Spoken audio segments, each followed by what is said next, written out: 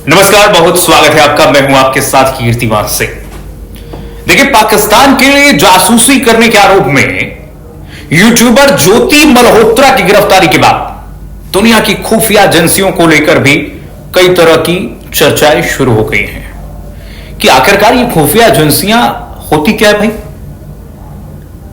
तो चलिए आइए जान लेते हैं, आपका भी ज्ञानवर्धन करते हैं। अमेरिका की CIA से लेकर इजराइल की मोसाद तक दुनिया की टॉप 10 खुफिया एजेंसियों के बनने की कहानी आप तक पहुंचाते हैं इस एक्सप्लेनर वीडियो के माध्यम से। देखिए, सबसे बड़ा सवाल यह है, सबसे बड़ा महत्वपूर्ण प्रश्न यह है, किसी देश की सुरक्षा इस बात पर निर्भर करती है कि उसके पास दुश्मनों की खुफिया जानकारियां कितनी और कब पहुंचती हैं। और इसमें CIA और मोसाद का तो कोई जवाब ही नहीं है। दुश्मन के घर में घुसकर ही मारते हैं। दुनिया भर के देशों की खुफिया एजेंसियां इतने महत्वपूर्ण भूमिका निभाती हैं कि अपने देश के लिए महत्वपूर्ण खुफिया जो जानकारियां जुटाती हैं, अपने देश हित में गुप्त अभियान भी ये चलाती हैं और साथ ही राष्ट्रीय सुरक्षा के लिए खतरों का आकलन भी करती हैं।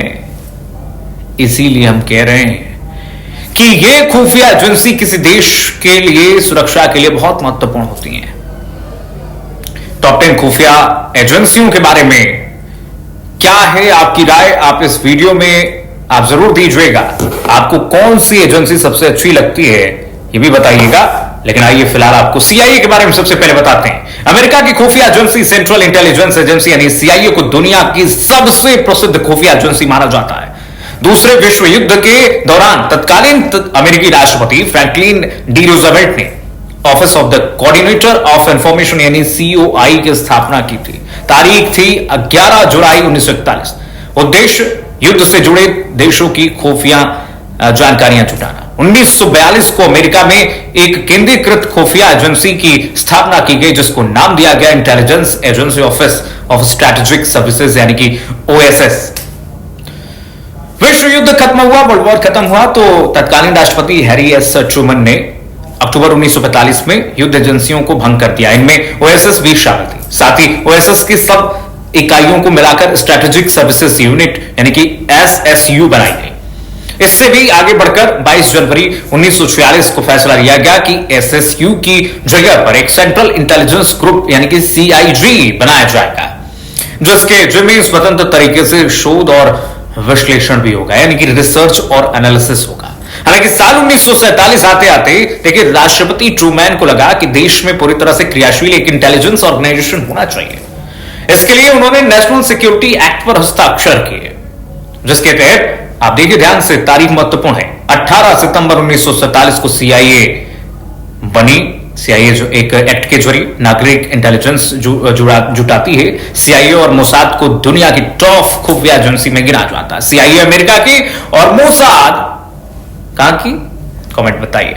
मोसाद इजराइल की, सबसे इजरायली खुफिया एजेंसी है, सबसे ताकतवर। इजराइल की खुफिया एजेंसी मोसाद, जिसका नाम है, दुनिया भर में अपनी जासूसी के लिए फेमस है। कहा जाता है कि इजराइल की सुरक्षा के लिए यह एजेंसी दुनिया के किसी भी कोने से ढूंढकर अपने दुश्मन को मारता है। माना जाता है कि जो एक बार मोसाद की हिट लिस्ट में आ जाता है ना, उसका बचना असंभव हो जाता है। आप देख लीजिए ईरान पर किस तरीके से मोसाद ने कहर बरपाया। इजराइल की स्थापना के साथ ही मोसाद की भी स्थापना की नींव पड़ गई थी। देश की स्थापना के साथ ही प्रधानमंत्री बने डेविड बेन गुरियोन की ऐसी खुफिया एजेंसियों की आवश्यकता लगी उनको, जो सेनाओं के खुफिया विभाग और अन्य सभी सुरक्षा एजेंसियों के बीच समन्वय यानी कि कोऑर्डिनेशन स्थापित कर सके। इसके लिए खुफिया एजेंसी का गठन 13 दिसंबर 1949 को ही कर दिया गया, जब इजराइल बना। मोसाद का इस खुफिया एजेंसी का पहला निदेशक रूबेन शिलोह को बनाया गया। मोसाद का पूरा नाम आप जान लीजिए, मोसाद ले मोदीन उले तफकीदीम मोहियदीम यानी central institute for intelligence and special operations. इसका मुख्यालय तेल अवीव में है। और अब आइए भारत की खुफिया एजेंसी रॉ के बारे में जानते हैं। भारत की खुफिया एजेंसी, ये साल 1965 के भारत पाकिस्तान युद्ध की बात है, जब 22 दिनों तक चले इस युद्ध में भारत का पलड़ा जरूर भारी था, पर पाकिस्तान के बारे में और अधिक सूचना होती तो शायद इस युद्ध का नतीजा कुछ और ही होता। और इसलिए कहते हैं आवश्यकता ही आविष्कार की चुननी होती है। दरअसल 22 सितंबर 1965 को जब युद्ध विराम की घोषणा की गई, तब तक पाकिस्तान के सभी हथियार खत्म हो चुके थे। पाकिस्तान को हथियार देने पर अमेरिका ने प्रतिबंध भी लगा दिया था, इसलिए उसे हथियारों की सप्लाई भी संभव नहीं थी। लेकिन अमेरिका दोगला देश है, आपको पता ही है। हालांकि तब भारत की आंतरिक खुफिया एजेंसी इंटेलिजेंस ब्यूरो यानी कि आईबी इस बारे में जानकारी नहीं जुटा पाई थी। आईबी पहले से थी, रॉ अब बनी उसके बाद। इसके कारण युद्ध अनिर्णय की स्थिति में खत्म हुआ। पाकिस्तान की स्थिति की जानकारी होती तो नतीजा कुछ और ही होता, भारत और प्लस पॉइंट पे होता। और इस असफलता का पता चलने पर भारत ने देश के बाहर से खुफिया जानकारियां इकट्ठा करने के लिए एक नई एजेंसी का गठन करने का फैसला कर लिया। 21 सितंबर 1968 को इस खुफिया एजेंसी को गठन किया गया, रॉ, जिसका नाम रखा गया रॉ यानी कि research and analysis wing. Rameshwar Nath Kao को रॉ का पहला प्रमुख और शंकरन नायर को दूसरे नंबर पर जिम्मेदारी दी गई। साथ ही आईबी से करीब 250 लोगों के रॉ में ट्रांसफर करने की जानकारी भी दी गई। एजेंसी की शुरुआत हो गई, आईबी से लोग गए रॉ में। MI6 के बारे में जानते हैं। वर्ल्ड वॉर फर्स्ट से पहले बनी ब्रिटिश खुफिया एजेंसी, ब्रिटेन की खुफिया एजेंसी का नाम है सीक्रेट इंटेलिजेंस एजेंसी। MI6 के नाम से भी इसे जाना जाता है। इस खुफिया एजेंसी की स्थापना पहले विश्व युद्ध से ठीक पहले साल 1909 में सीक्रेट सर्विस ब्यूरो के रूप में देश के बाहर की खुफिया जानकारियां जुटाने के लिए की गई थी। शुरू में नौसेना और थल सेना के रूप में इसकी 2 शाखाएं थी, पर जल्द ही देश के बाहर और आंतरिक खुफिया जानकारियां जुटाने के लिए इसका विभाजन हो गया। यह ब्रिटेन की एजेंसी है। औपचारिक रूप से इसके विभाजन को साल 1911 में मंजूरी दी गई और साल 1916 में दोनों एजेंसियों को डायरेक्टरेट ऑफ मिलिट्री इंटेलिजेंस के अधीन का रूप दे दिया गया और इसे उसके अधीन कर दिया गया।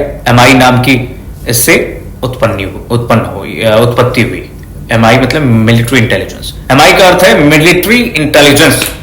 अब ब्रिटेन में ऐसी 2 एजेंसियां MI5 यानी कि मिलिट्री इंटेलिजेंस 5 और देश में आंतरिक सुरक्षा के लिए जिम्मेदार है, जैसे भारत में आईबी है।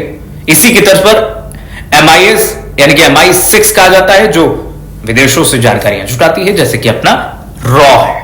अब देखिए ISI, अंग्रेज अफसर ने पाकिस्तानी खुफिया एजेंसी की नींव रखी थी, जिसके बल पर पाकिस्तानी कूदते हैं। पाकिस्तान का यह खुफिया एजेंसी भारत के मुकाबले बहुत पुराना है। पाकिस्तान की खुफिया एजेंसी ISI अपनी करतूतों के लिए दुनिया भर में कुख्यात है। विख्यात नहीं है, कुख्यात है। इसकी स्थापना साल 1948 में एक अंग्रेज अफसर रॉबर्ट काउथोम ने की थी। ISI दुनिया भर में आतंकवाद फैलाने के लिए जानी जाती है। अब इसका काम ही है। इस पर तालिबान समेत कई आतंकवादी समूहों को पालने पोषने का आरोप लगता रहता है। आइए अब बात करते हैं KGB की। बहुत अहम है रशिया की एजेंसी। KGB की जगह FIS की स्थापना हुई सोवियत संघ के विघटन से पहले। वहां की खुफिया और सुरक्षा एजेंसी थी KGB। पुतिन भी उसी के सदस्य रह चुके हैं। कमिटेत गोर्त्सवेल बेजापोस्टी नाम था, जिसका मतलब है राज्य सुरक्षा समिति। साल 1954 से 1991 तक इसने काम किया। इसके अलावा इसके बाद सोवियत संघ का विघटन पर रूस ने अपनी खुफिया एजेंसी स्थापित की, जिसका नाम है फॉरेन इंटेलिजेंस सर्विस यानी कि FIS। इसे फेडरल सिक्योरिटी सर्विसेज के नाम से भी जाना जाता है और इसका मुख्यालय है मॉस्को में। KGB बहुत खतरनाक है, पुतिन भी उसी के रह चुके हैं। अब आइए चाइना की बात करते हैं। मिनिस्ट्री ऑफ स्टेट इंटेलिजेंस, चीन की खुफिया एजेंसी को मिनिस्ट्री ऑफ स्टेट सिक्योरिटी यानी कि MSS के नाम से भी जाना जाता है। इसकी स्थापना 1 जुलाई 1983 को की गई थी। चीन की जगह खुफिया agency central national security commission के अधीन यह काम करती है। तो देखिए, अब बात करते हैं agency direction general D law security के बारे में। फ्रांस की एजेंसी है, फ्रांस की खुफिया एजेंसी है ये। फ्रांस की खुफिया एजेंसी का नाम है direction general D law security, DGSE। इसकी काबिलियत को भी सराहा जाता रहा है। इस एजेंसी की स्थापना 2 अप्रैल 1982 को की गई थी। इस एजेंसी का दावा है कि वो फ्रांस में होने वाले 15 से ज्यादा आतंकवादी हमलों को अपनी खुफिया सूचनाओं के बल पर रोक चुकी है। अब बात करते हैं ऑस्ट्रेलिया की एजेंसी की, जो टॉप 10 में आती है। ऑस्ट्रेलिया खुफिया एजेंसी 1952 में इसका गठन होता है। ऑस्ट्रेलिया की खुफिया एजेंसी का गठन देखिए साल 1952 में हुआ था। ऑस्ट्रेलिया के हितों की रक्षा के लिए विदेशों से खुफिया सूचनाएं जुटाने के लिए गठित एजेंसी का नाम है ऑस्ट्रेलियन सीक्रेट इंटेलिजेंस सर्विसेज यानी कि ASIS। अब बात करते हैं जर्मनी खुफिया एजेंसी की। देखिए, जर्मनी की खुफिया एजेंसी का नाम है BND। जिसकी स्थापना दूसरे विश्व युद्ध से ठीक पहले खुफिया सूचनाएं इकट्ठा करने के लिए की गई थी। इस एजेंसी का काम है देश के आंतरिक और बाह्य खतरों से रक्षा करना। जर्मनी अपनी इस खुफिया एजेंसी पर हजारों करोड़ की बजट का खर्चा करता है। जासूसी में बीएसडी अधिकतम तकनीक का प्रयोग करती है। तो ये नंबर 1 से नंबर 10 तक आपने देखी विश्व की सबसे बड़े लोकतांत्रिक देशों की खुफिया एजेंसी, जिसमें पाकिस्तान को निकाल दीजिए आप, लोकतांत्रिक तो पाकिस्तान है नहीं, सबको पता है।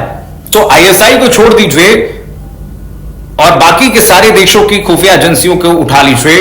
ये सभी वो एजेंसियां हैं जो अपने देश के लिए, रक्षा के लिए ऐसा काम कर गुजरती हैं जो शायद ही कोई करता हो। और ये वो खुफिया एजेंसी हैं जो चुपचाप बैठ करके सब कुछ सहन करके अपने देश के लिए खड़ी रहती हैं, सुरक्षा खुफिया जानकारियां जुटाने के लिए, बहुत ही अलार्मिंग सिचुएशन में। तो 1 से लेकर 10 तक आपने जाना किस तरीके से खुफिया एजेंसियां अपने देशों के लिए काम करती हैं, अपने देश के सुरक्षा के लिए काम करती हैं।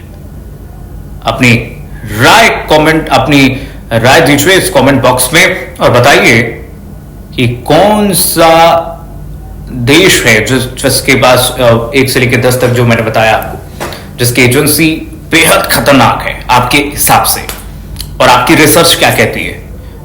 हमारे भारत की रॉ को आप कैसे देखते हैं, और अगर आप रॉ के बारे में कोई कहानी जानते हैं तो जरूर इस वीडियो के कमेंट बॉक्स में आप लिखे जानकारी दीजिए। नमस्कार, जय हिंद।